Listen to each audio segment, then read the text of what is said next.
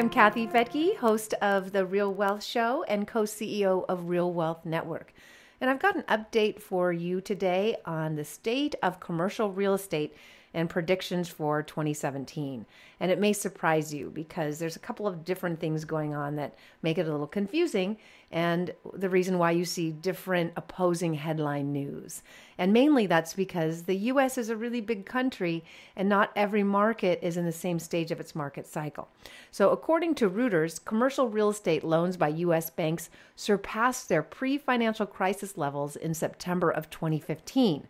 And at the last reading in January, there was a record $1.9 trillion of debt. So small banks hold nearly 2/3 of that total, which is about $1.2 trillion. Now, keep in mind that commercial property values in the U.S. have more than doubled since their 2009 lows. And according to Green Street Advisors Commercial Property Price Index, things started to slow down in 2016, just at the end of last year, with just a 3% rise in values. So what does this mean to you if you own commercial real estate? Well, basically what it means is some parts of the country, commercial real estate is way beyond its past bubble high.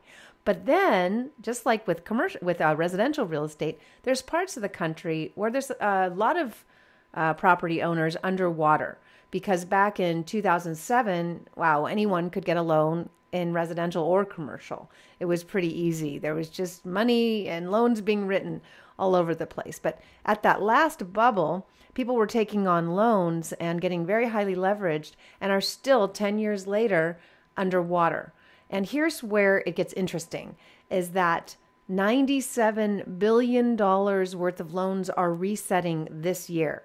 And it's believed that only half of them will have the ability to refi because many of those loans are underwater. So unless the property owners are able to come in with extra money, we could see a whole lot of commercial property go back on the market. Not so much in the bubble markets because prices have gone high enough past bubble pricing that any loans that reset in those areas will probably be okay, or the property owner can just sell. But in other parts of the country where values aren't back to those bubble levels, we could see a whole lot of new inventory in commercial real estate.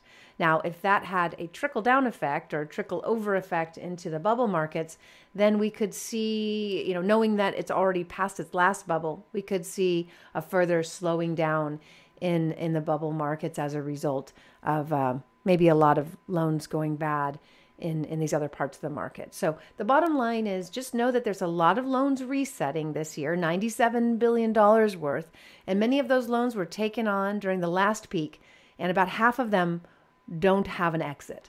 So there's a couple of things to say here. We may have some really great bargains coming soon this year in the commercial real estate industry, but it also could mean that there could be a slowing down. And so don't buy anything today.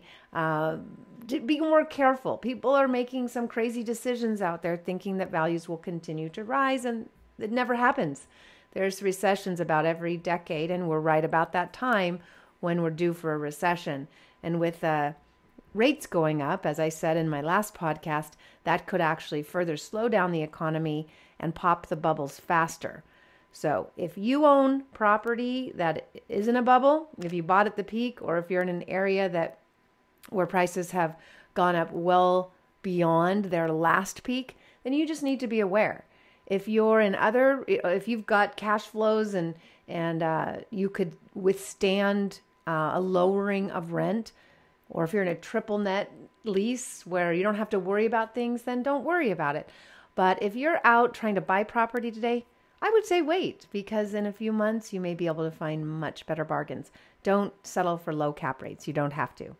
If you want to find out more, you can go to realwealthnetwork.com, where all of our blogs are and lots more data. You can find out more about these statistics, again, at realwealthnetwork.com. I'm Kathy Fettke, co-CEO of Real Wealth Network, and thanks for joining me.